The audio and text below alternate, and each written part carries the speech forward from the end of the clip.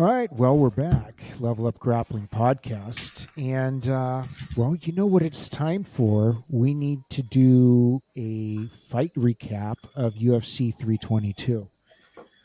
So me and Adam were talking about this. There were some really good fights in this card. And I have to thank Adam for waking me up because I fell asleep, I think, sometime before, like around when the preliminaries started, and he texted me. He's just like, "Oh, that was a good fight." I'm like, "Oh shit, I forgot the fights." I was so out of it. I forgot I was supposed to be watching the fights, even though I had the iPad next to me ready to turn it on. But that's how deeply I fell asleep. I'm the guy that I can fall asleep anywhere, anytime. Anyways, okay.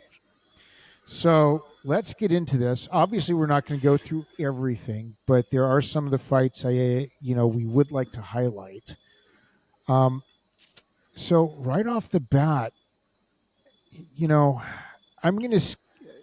some of the ones I'm going to skip looked really bad. So, and what I mean by really bad, like the technique is terrible. So as much as I find Tracy Cortez very attractive as a fighter, it's really bad. Okay. That her and that Aaron Blanchfield, I don't know. I think there needs to be more scrutiny in terms of how you get into the UFC and your qualifications for your technique. I'm sorry. So I'm not even going to go there. Let's start off with Bo Nickel and Rodolfo Vieira. Now, we saw what happened to Bo Nickel before. Got a little cocky and got his ass handed to him. Came back with fire. Did very well against Rodolfo Vieira. Now, for those of you guys that don't know, because you're just looking at, Rodolfo Vieira, some MMA guy. Rodolfo Vieira, when he was competing in competitive jiu-jitsu, was one of my favorite jiu-jitsu competitors. Now, one of the things that happens when you're a sport jiu-jitsu competitor and then you come into the world of MMA is oftentimes you get your ass handed to you because there's this false sense of security when you're just doing jiu-jitsu that you're going to clean house. And we know why there's that false sense of security, but in a real fight, that's just not sensible. The other thing that I think it's very important to point out, because I thought initially when Rodolfo was going to come in, I was very excited, but then I remembered, the drug testing. Now, I take this on very good authority because I know people that are very close to him and that also participate in the same supplemental activities, that he was on the special sauce since he was like 12 years old. Okay. And so when your endocrine system is shot, okay, and relies fully on these supplements, right, all the special sauce to do what you're going to do and perform, by the time you're in some type of event where you can't do that and they're testing you to a particular degree, well, then you become a shadow of your former self. Anybody that looks at what Rodolfo Vieira used to look like when he was competing in jiu-jitsu compared to what he looks like in the UFC, it looks like two different people. And you never recover from that. So you need to commit one way or the other. Either you go down the Gordon Ryan path where you're just all in on the steroids and you just say, I don't care if I die with these steroids, like he says, I'm going down. I'm not stopping the steroids. Either you do that or just don't do it at all. There's really no happy medium. And I'm not talking about somebody that goes to a physician and gets like some level of TRT done because it's medically necessary. You guys know what I'm talking about. So either you go all in and kill yourself or don't do it at all. Okay, those are the two choices you have. So Bo Nickel came out with a vengeance, took Rodolfo to the ground, controlled him on the ground, And Rodolfo had no answer for him, how to keep going to his back and jiu-jitsuing it up. Didn't have an answer. Did okay on his feet, but it was one of those matches where it was favorable for Bo Nickel in the sense that he wasn't going to get outstruck by a guy that's not a striker, and he wasn't going to get out grappled by a guy that is a deflated sport jiu-jitsu guy. Even though he is a sport jiu-jitsu champion, he's not going to get out grappled because Bo Nickel, to my knowledge, I don't think ever was on the special sauce. And then he hits him with that head kick. And Adam, what I did want to talk to you about with regards to this fight is those feints of the level changes that Bo Nickel did to constantly set up the strikes and eventually that head kick. What did you think? I think it was perfect. That's the way you're supposed to run it. Yeah. Everybody knows Bo's wrestling pedigree. Everybody's scared of the takedown. Everybody knows it's going to happen and he can do it when he wants. Keep feigning it. Keep him guessing. Are you going for the take? Especially after that big mat return. I think that freaked the other guy out. I don't even know who he is. Apologies to everybody out there, the jiu-jitsu people. I mean, even as a jiu-jitsu black belt, I don't watch jiu-jitsu, so I couldn't tell you. But, that mat return, straight around behind him, up in the air, boom, down, mat return, mauled him on the ground as well. And then as soon as they got back up, threatened another takedown, the guy's going, I don't want to be there anymore. And it just sets up every opening. Those feints, and look, it was... we'll talk about it as we go on. It's one of Islam's biggest things, He gets people off their game, breaks their rhythm because of the fear of the takedown. And even if he's not planning on taking them down, just that, is enough to make him go, is he going to do it or not? And that whole, is where you end up getting kicked in the head like that. Yeah. So let's talk, since you brought it up, let's talk about that mat return from the first round. Mm-hmm. That was a thing of beauty. That entry to the mat return, just boom, took his back, dumped him. That was pretty. Yeah. That was so pretty. That was good. And as soon as that happened, poor old, what's his name? Vera? Rodolfo Vera. Yeah, that guy. Yeah, him.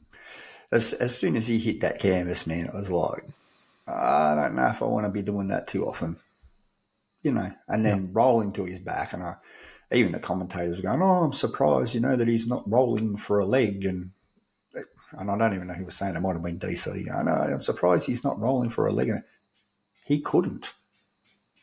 Yeah. Bo was basically pinning him. You make an excellent point. So I would like you to, because I was laughing at that same commentary. I'm like, what are you talking about, dude? He's pinned. He's not rolling. He's rolling. I would like to, I would like for you to elaborate, please, on the structure of a pin, because, we get a lot of grapplers and instructors. They say that learning how to pin is not valuable to submission grappling. Now, you and I call bullshit on that. Complete bullshit. Well, I go, the pin is a submission. Mm-hmm. I would like for you to elaborate in terms of your disagreement with the commentators, my disagreement as well, in terms of why Rodolfo Vieira couldn't roll to a knee bar or a leg lock based on Bo Nickel's positioning.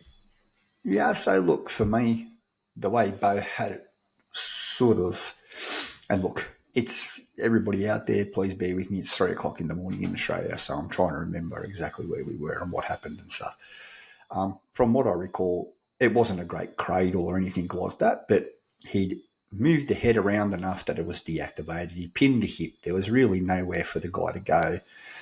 Whether he's got it all cradled up to pinning for a 3 count or a 1 count or a pinfall victory, or whether he's just using it to control which way he can and can't move.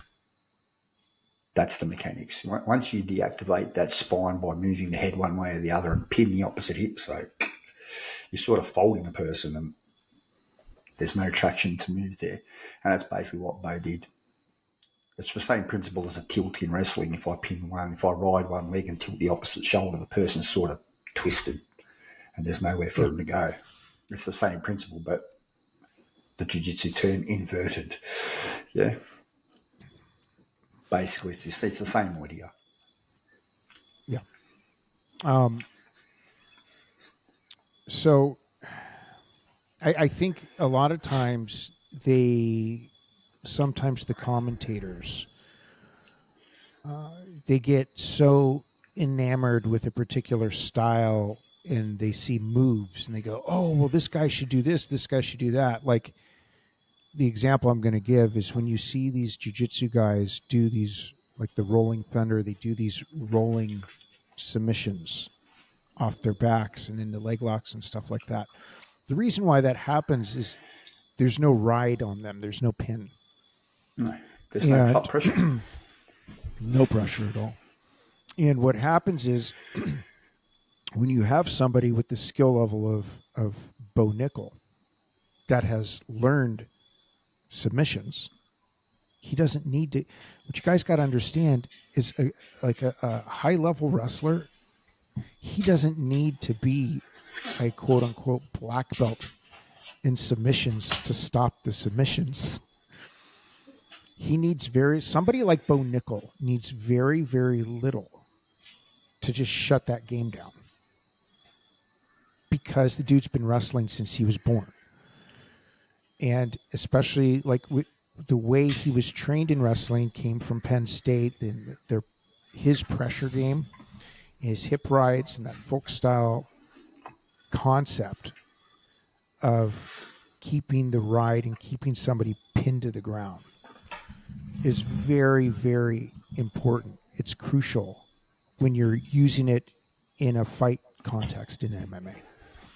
Absolutely. And we saw that because Rodolfo Rivera was shut down completely. And what they did not say, that they didn't really kind of add this part to the analysis during the commentating of that fight, Rodolfo Vieira's style as a jiu-jitsu practitioner or competitor is he's a pressure passer.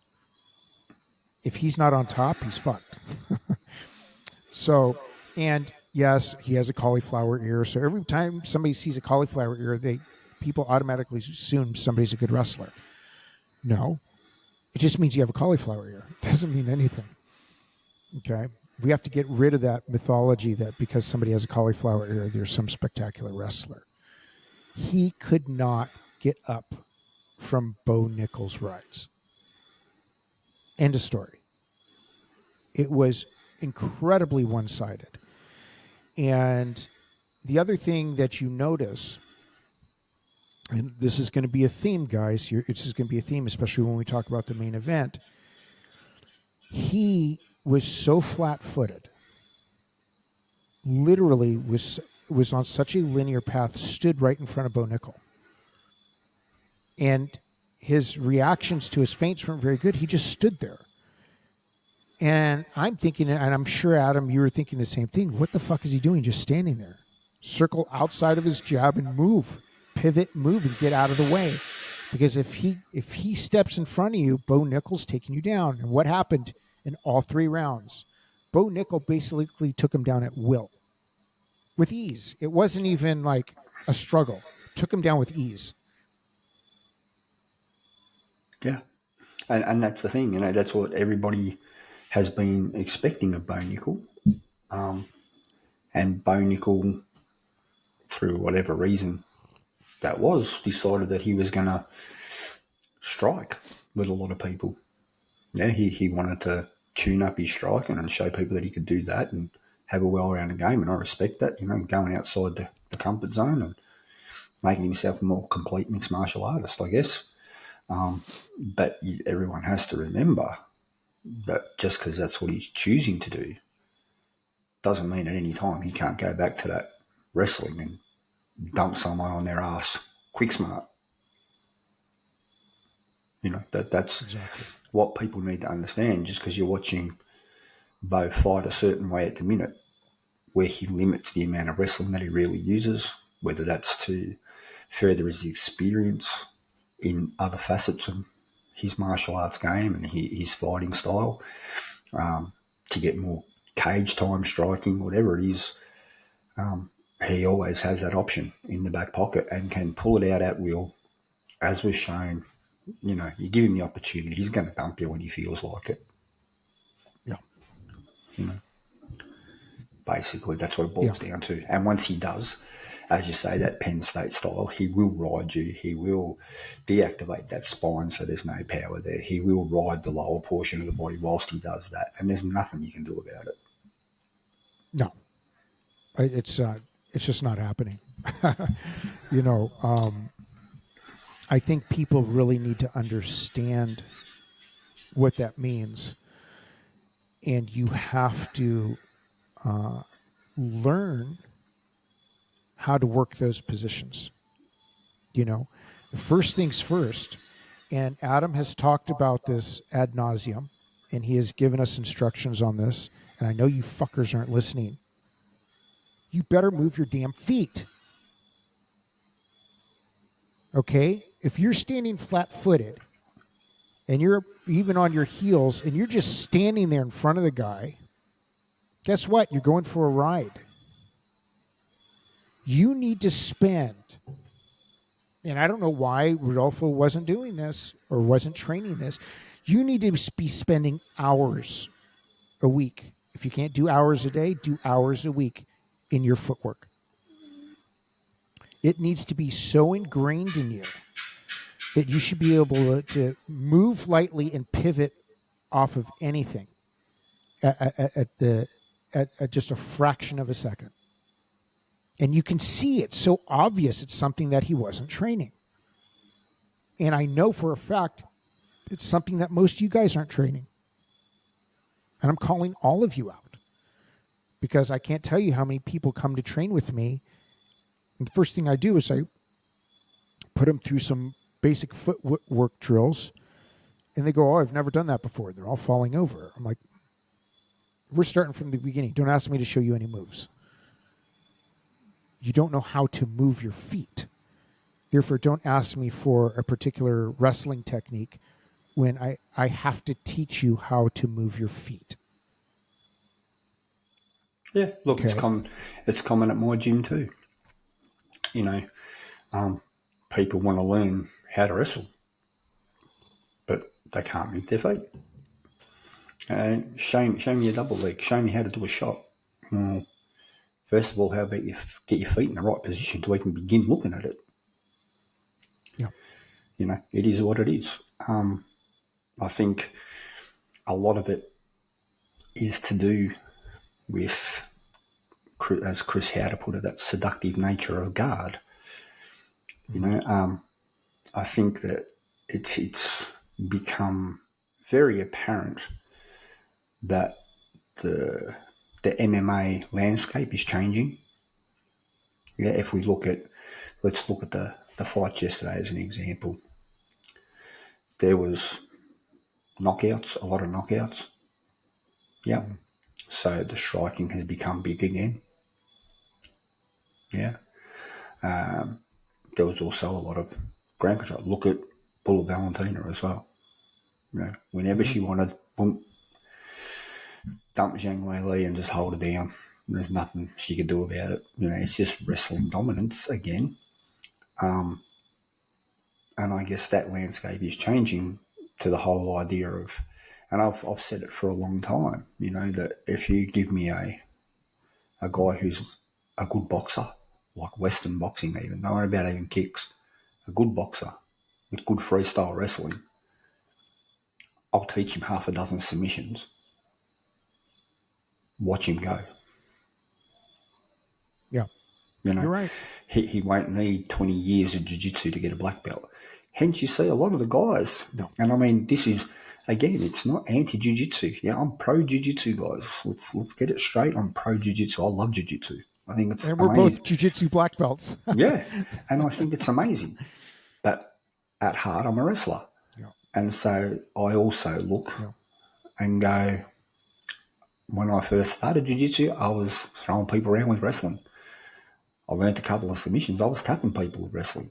You look at half of the guys, oh, more than half of the guys. How many, like, really, if you think about it and go through the whole UFC roster, how many legit good black belts, jiu-jitsu black belts, are fighting in the UFC still? A lot of the guys that are fighting in the UFC, I mean, don't get me wrong, I understand there's a lot of black belts fighting, but a lot of the guys that are fighting in the UFC that are cranking up submission victories aren't black belts. There's guys fighting in the UFC that are blue belts. Yeah. They just happen to be amazing fucking wrestlers at the same time. Or amazing kickboxers.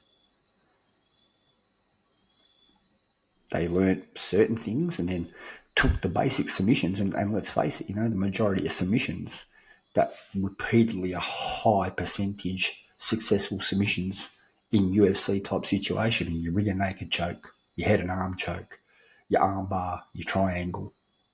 That's about it really for the majority of it. Mm-hmm. Yeah, you're going to get freak cases, but the majority of the basic four, because they're the easiest to get under pressure. They're easiest to get when someone's punching you in the face. Yeah. Yeah. So how long do you think it takes to teach anyone how to do a rear naked choke, how to do an arm bar, how to do a triangle, how to do a head and arm choke? A wrestler already knows how to do a head and arm choke anyway. We call it a Celtic tie. Mm-hmm. It's the same thing. I'll just squeeze it in an opposite way and do a different thing with it. Still know how to do it. A rear naked choke is just a lower crossface. Mm-hmm. It's not that hard, really, to, if you think about it, it's not that hard for someone with any grappling background to transition to it. Even a striker, you can get a really great kickboxer, teach them those 4 or 5 submissions that regularly work. In MMA situation, you have an MMA fighter. What's the missing link? What takes the longest? It's the wrestling. Yeah, this is what I'm talking about with the landscape changing. It used to be that the jiu-jitsu guys were very dominant. For a long time there they were, and we can say, it was rigged, they didn't allow wrestlers. And, well, that's true to an extent, but it's also rubbish to an extent. After that, a lot of jiu-jitsu guys tapped a lot of wrestlers as well, okay? Like, jiu-jitsu is no slouch when it comes to MMA. They do amazing things. But I sort of look and go, that whole... I'm a jiu-jitsu, and that fight, the Bo Nickel fight, was evidence. Yeah, you have a successful, competitive jiu-jitsu black belt. Yeah, and Rodolfo Vera was successful. You were saying earlier, Brian, he was a sport jiu-jitsu guy in the gi, mostly. ADCC champion. Okay, ADCC. 5-time world champion. So, okay. Right, we're so talking... the guy was like at the apex, top of the top in terms of jiu-jitsu competition. Right. So there you go. As good as it gets. It's the top of the top, as good as it gets, and couldn't get out of a pin, a ride. Why? Because they're under the belief that jiu-jitsu is the be-all and end-all, and that they don't need to train wrestling. They don't need to know about all that stuff. If somebody puts me on my back, I'm just going to do the seductive nature of guard and pull out some crazy submission in the UFC, and it's going to work. And it doesn't always work. Yeah, you're going to have people that pull it off. We know that. Same as you're going to have the rare occasion that someone who's a basic grappler and learns how to throw a right hand is going to pull off a right hand knockout. It doesn't mean it's the norm. Yeah, you have these things happen. It's the fight game. Anything can happen. But I mean, if you look on the law of averages, a guy that's, as you say, an ADCC champion, a 5-time world champion in jiu-jitsu, as a black belt too. We're not talking about, he was the white belt world champion here. We're talking as a black belt. Couldn't stop Bo Nickel from holding him down. Yeah. So I sort of go, there needs to be a shake-up. If you're going to fight, and we've said this before, and you've said it, I've said it, many of us have said it. If you're going to fight MMA, you need to be an MMA fighter. Yeah, and that's what it is. There's none of this, I just do jiu-jitsu and I'm going to train a little bit of Muay Thai and I'll be an MMA fighter. Well, that's not the case. You can yeah, look, I'm sure if you're a great jiu-jitsu guy and you've got all the athletic ability in the world that you can throw in Muay Thai and learn it really reasonably quickly and well, I'm sure you're going to win fights. Mm-hmm. Yeah, anybody with two hands and a heartbeat can win the fight. At the end of the day, it's the fight game. Anything can happen. But do I consider you well prepared? If you go in thinking, I'm going to go to the UFC, basically the pinnacle of mixed martial arts where the best guys are all trying to go and are on the roster. I'm going to go there with my jiu-jitsu black belt and I'm going to destroy everybody. Is that going to happen? I doubt it. But the same goes. I'm going to go into the UFC as a freestyle wrestler. The best in the world is a freestyle wrestler with nothing else. And I'm going to dominate everybody. Well, no, you're not. Yeah, it's a mixed game. It is. That leads me to the next fight I wanted to talk about. This is actually when you woke me up. The Benoit Saint Denis versus Beneil Dariush. That 16-second knockout. Mm-hmm. Okay. Now, here's somebody that Beneil Dariush, okay, he's a jiu-jitsu black belt. Again, this Benoit Saint Denis, I don't know a whole heck a lot about him, but he's clearly a very good fighter. In that 16 seconds, here's what I was able to pick up. And I've seen Beneil Dariush fight for years. He needs real coaches. He needs an actual striking coach that's going to watch his feet and teach him how to throw his hands properly. It was some of the most hack striking I had ever seen in my life. And he set himself right up for that knockout. I mean, it was so his striking, his setup, his striking, and how he walked in was so amateur. I don't know how his coaches could have walked out of there with any sense of pride and not massive embarrassment for their lack of coaching and preparation of their fighter. You're a hard man, Brian. You're a hard man, dude. Like, I look at it and go, listen, at the end of the day, coaches are coaches. Yeah, and here's another thing, and it's not that I disagree with you to an extent, but going from competitor to coach, I find this happens a lot. Yeah, people say, I don't know how the coach could let them do that, or the coach needs to do something different. And at the end of the day, the coach isn't fighting. Yeah, the coach has prepared you, and if he's prepared you well, and you still go and do some dumb shit, that's on you, bro. Like, at the end of the day, that's on you. Yes. I agree with you 100%. You watch Dariush's training videos and stuff, and he can strike. The coaches have taught him to strike correctly. The coaches have taught him well. He's in. So then what happened? He fucked up. Basically. And look, that happens too. He was flat-footed. He charged in sillily, basically sort of ran forward into the pocket with a guy that can bang. Arms flailing. Yeah, arms flailing. Arms flailing, right. Chin up. Real wide, chin up, Vanderlei Silva style. Yeah. That whole, the rock and sock and robot style. Mm-hmm. And got caught. But it happens. And then I guarantee you that his coaches were sitting there going, what the fuck? What was that shit? It's happened to me, dude.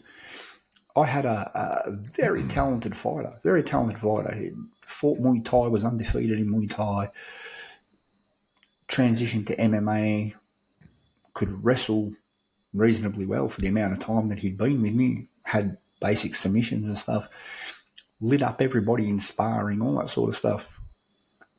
Got in the cage, ran straight in, bent over at the waist like he was trying to pick up a child to this other guy, and the guy just hooked up a guillotine, choked him out 26 seconds. Jesus. And I go, is that my fault as a coach? Nope. I taught him everything what to do. He'd done it all in the preparation. As I said, we brought in fighters from other gyms and stuff in his weight division and heavier, and he was lighting them up. Got in the cage and just went brain fart, done stupid shit and paid the price. His was 26 seconds, Darius's was 16. It happens. It's the fight game. You win them, you win them. It's one or the other. I guess that's just my thoughts. I mean, look, I don't disagree with you in an extent where they would have been walking out going, my fucking God, what happened? Because how could you not? I know I did when my fight, I copped it in 26 seconds. I was like, what the fuck happened there? You know, like, what were you doing? I'm sure they were having that conversation all the way back to the dressing rooms and beyond.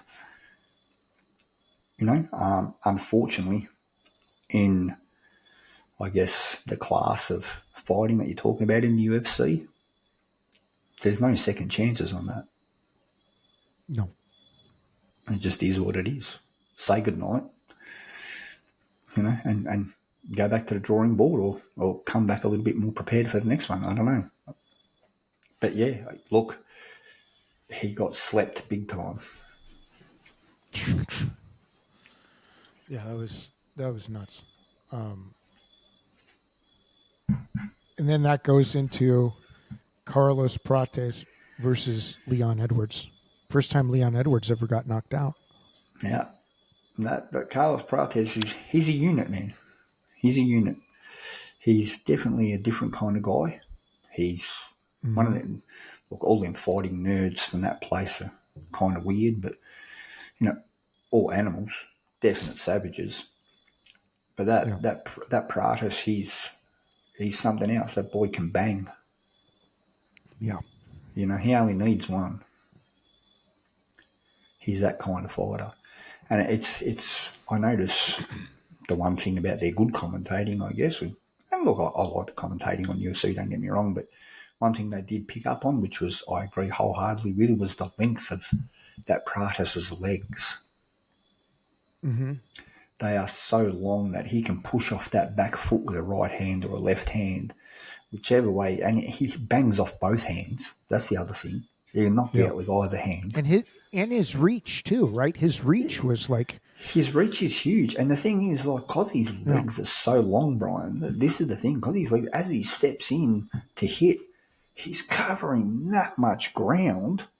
Even if his arms were like little T-Rex arms, and you stepped back, he could still whack you on the chin because his legs cover that much ground when he steps forward.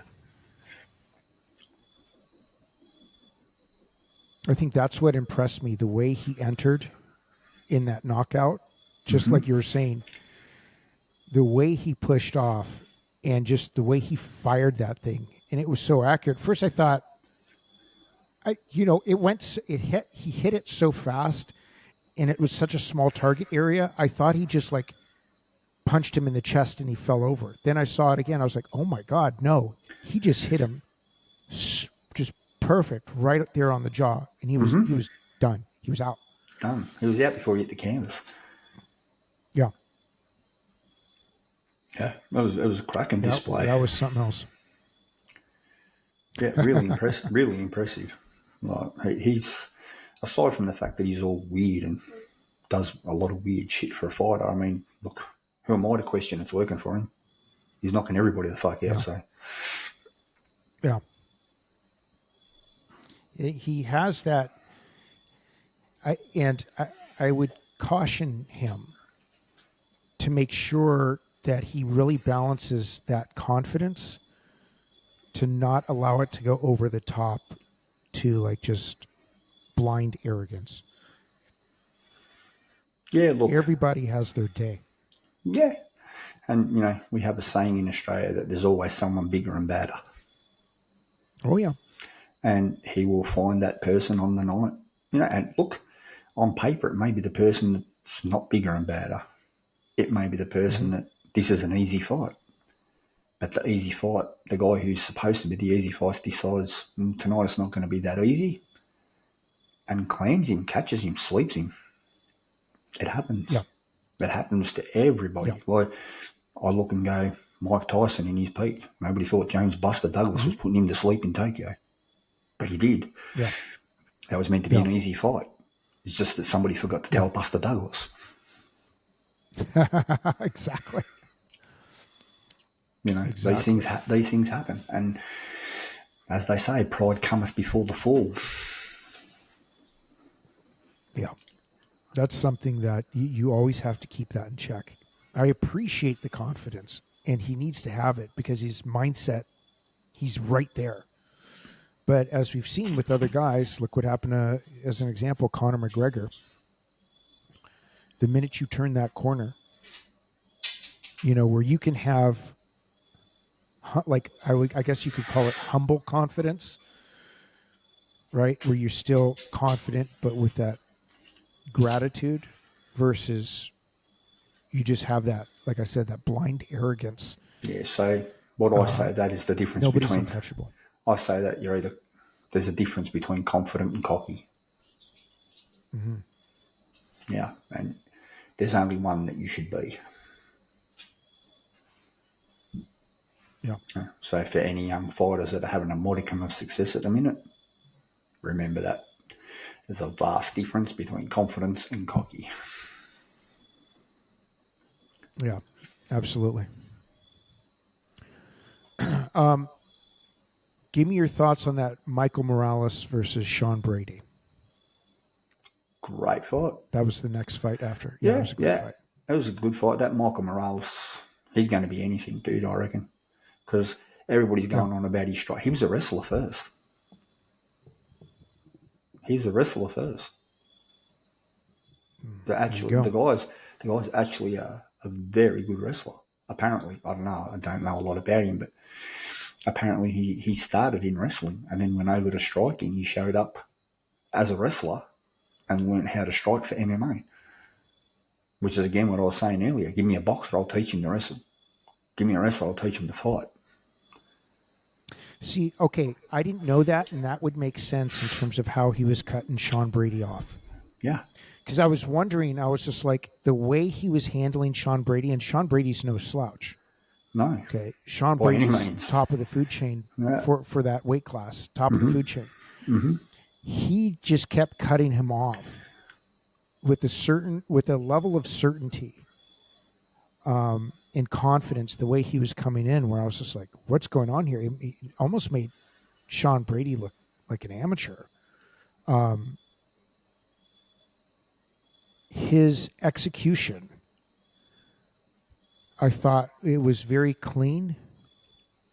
It was deliberate, and I didn't know why, because I didn't know what you just said. I didn't know that piece of it. I didn't know why he was able to do that with the level of confidence that he had, because Sean Brady's very, very good on the ground. And what I saw was like, this guy's got no fear. Like, I'm like, what's going on here? Because this is the first time I saw Morales fight. And I've seen Sean Brady fight a bunch of times, but this is the first time I saw Morales fight. Or if it wasn't the first time, I don't remember watching him fight again, or previously. But, you know, there's so many fights these days, it's hard to keep track with everybody. But I was very, very impressed with how he was cutting him off. And definitely wasn't afraid of a takedown or a level change or anything like that. And I was like, this guy's special. And I look at it, if you watch Morales' fight, and I think he even talks about it at the end of the fight, where he's using that wrestling idea of mirroring the opponent. Yeah, I keep my head in line with his the whole time. I never let him get his head below my chest. He was standing, because he's so tall, Brady's so short, he was literally standing bent over so that he could still mirror without losing that bang. You know, it was very, very, very well done. Very smart way to fight. The kid's obviously got a great team with him as well, but he's got great ability. I mean, look, he's knockout power, super athletic, fit as, young, you know. The world's his oyster. Just depends on what he does with it. Again, you know, at 19-0 now, he's 19-0 now. Again, It's that whole confidence and cockiness. You know, he could be his own greatest motivation or his own worst enemy. Depends on which way he goes with it, Yeah, I guess. But the fight yesterday absolutely. was like really, really cool to watch and see what he was doing. He had a strategy that he stuck to, played it out, and got the job done. Yeah. Yeah, I was very, very impressed with him. And I think like you're saying, I think the thing that impressed me more was the fact that how much respect I have for Sean Brady as a fighter. So I was just like, wow, this guy's got it together. He sure does. So I think it was the combination of the two things where, and especially being that high up on the card and everything. And I think Sean Brady was ranked number 2. Um, and they were originally saying, okay, well, this is going to be the title eliminator and blah blah blah. So I mean, that it was right there, and I was just like, good God, he took him out. He just straight up took him out. Very, very good control, and like you were saying, just like really that mirroring, and that is, I think, one thing people need to understand. Let's just move it into a wrestling context for a second. When you have a significant height difference like that, that can be a huge challenge if you are not prepared, like you were saying, Adam, to understand that mirroring and understand how to move your head properly. Just to keep that level and that ability to match that. That is very challenging. It's very, very challenging, and for him to do that in that environment with then adding strikes, very impressive. Yeah, Very, very absolutely. impressive. Absolutely.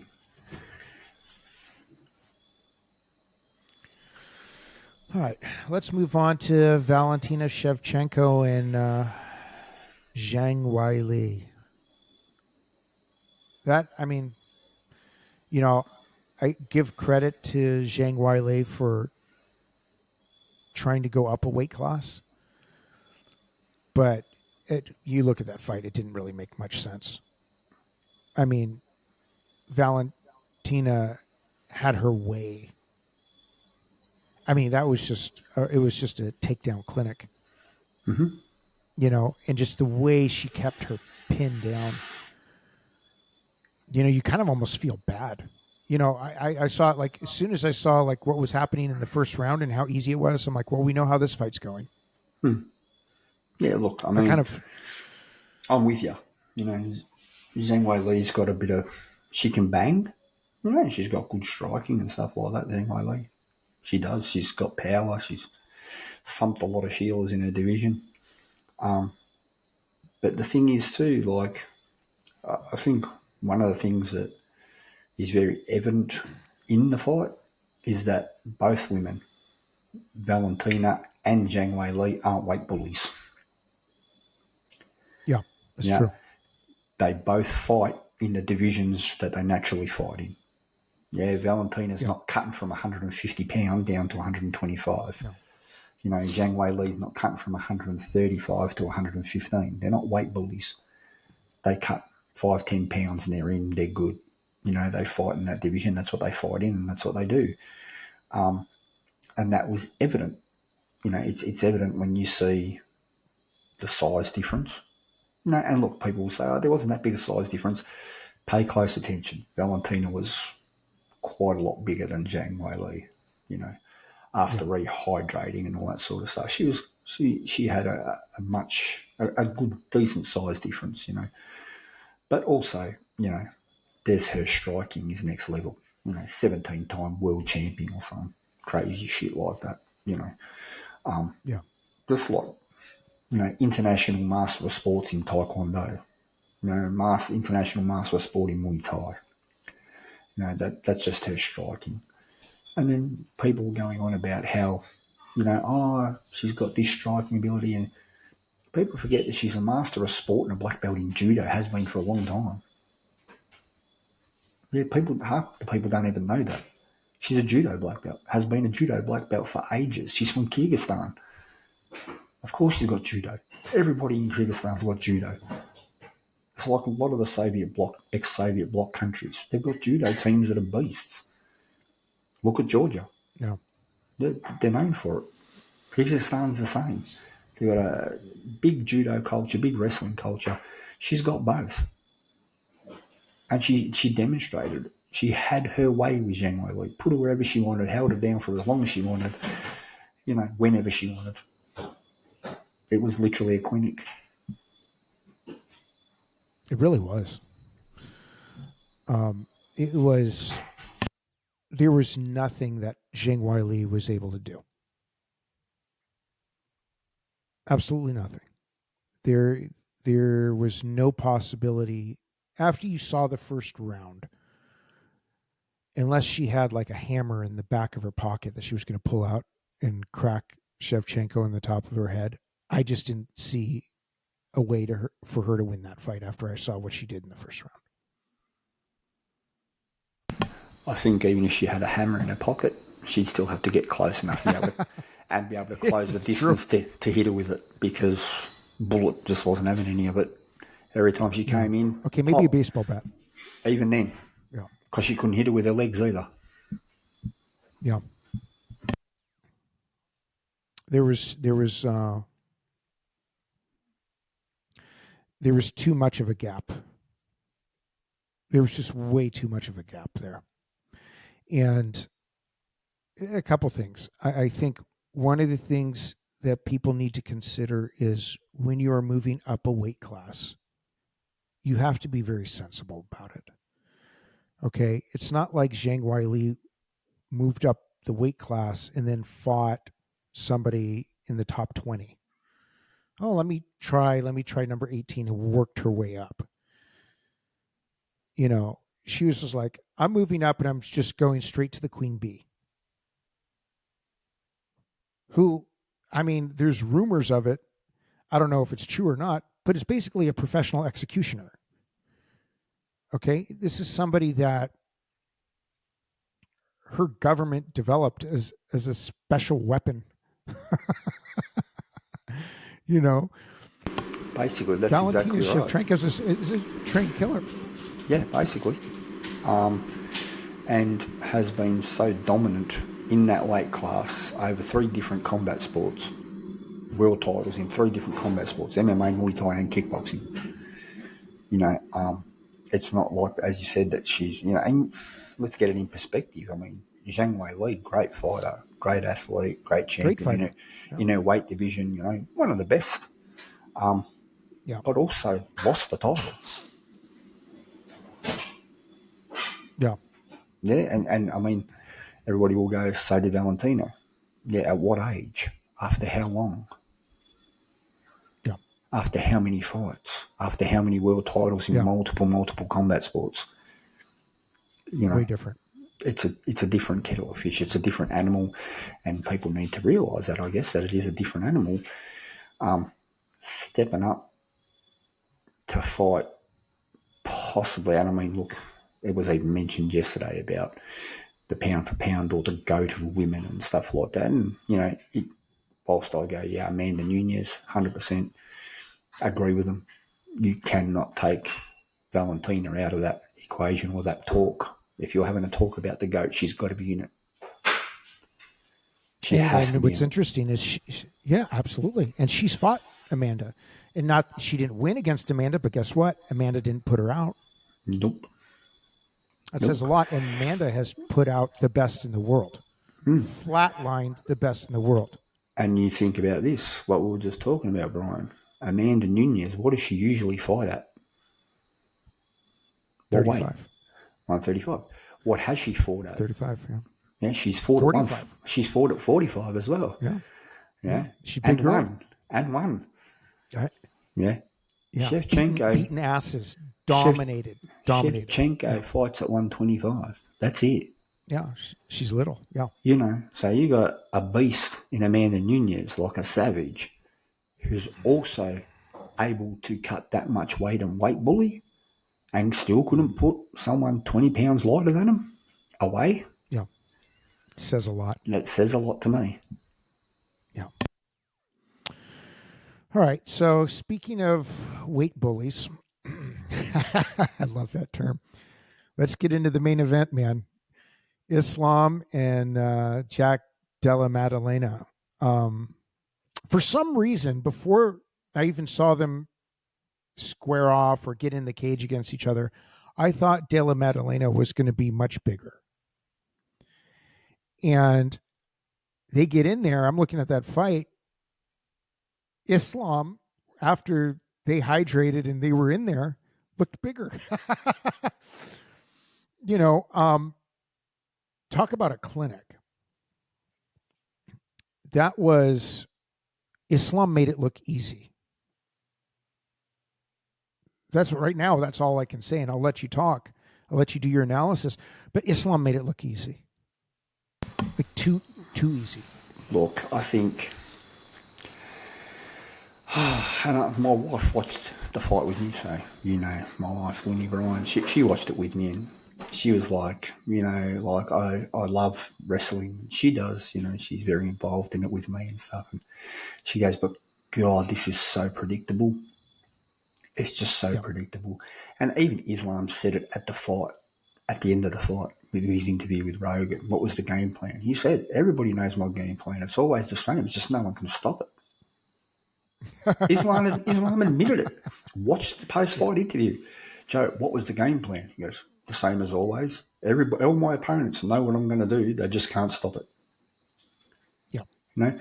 And it's not, look, yeah, he made it look easy, and it's no disrespect to Jack at all. You know, Jack is a savage. He's been to the top of the mountain. He's done things that most people will never do.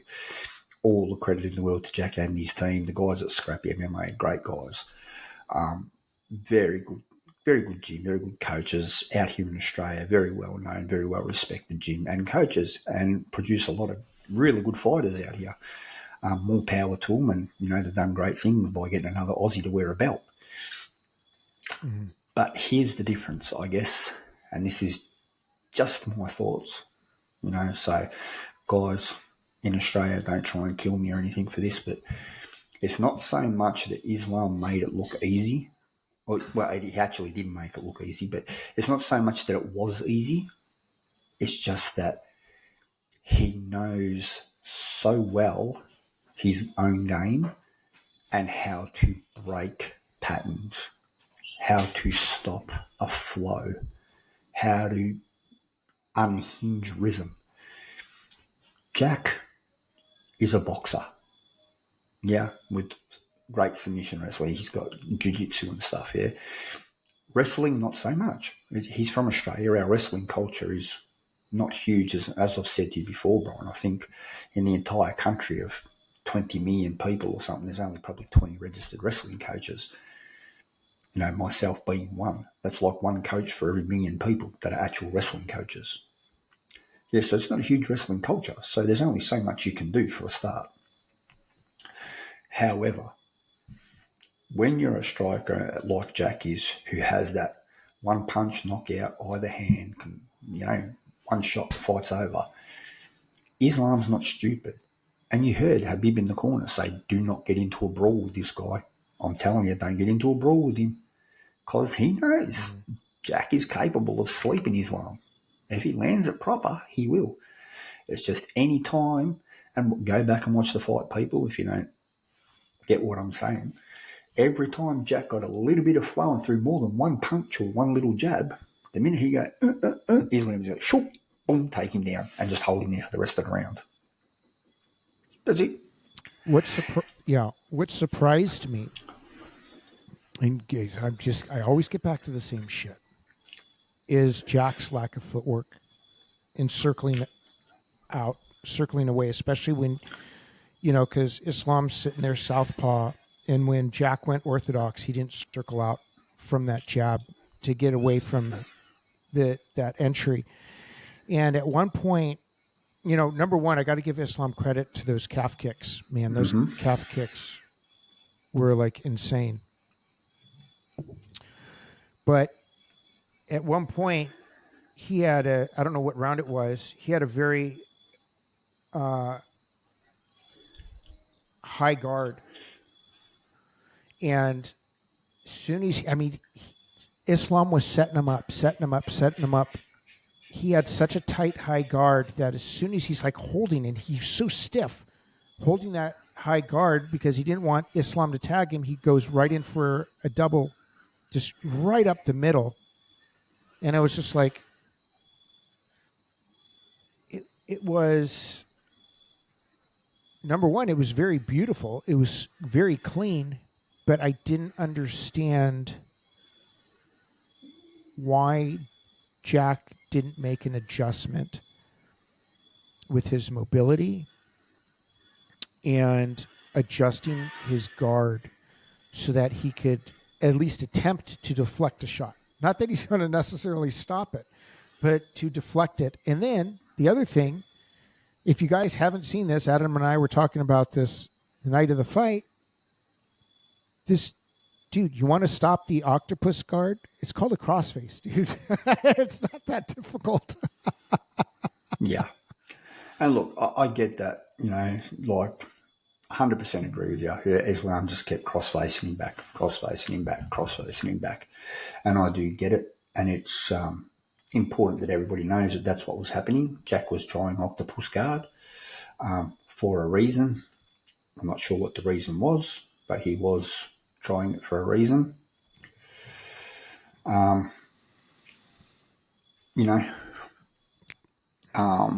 Look, it was just a dominating wrestling clinic. Yeah, that's what happened. Every time Jack started to get fired up and stuff like that, Islam would take him down. It just destroyed the rhythm that Jack couldn't get into, which is what most strikers need. They need that rhythm. They need to be able to get into the pocket. They need to be able to do all that sort of stuff. Islam smashed his leg. He was not mobile and then threatened to take down every 2 seconds and would follow through on the takedowns regularly enough to make Jack go, oh, shit. And I don't blame him.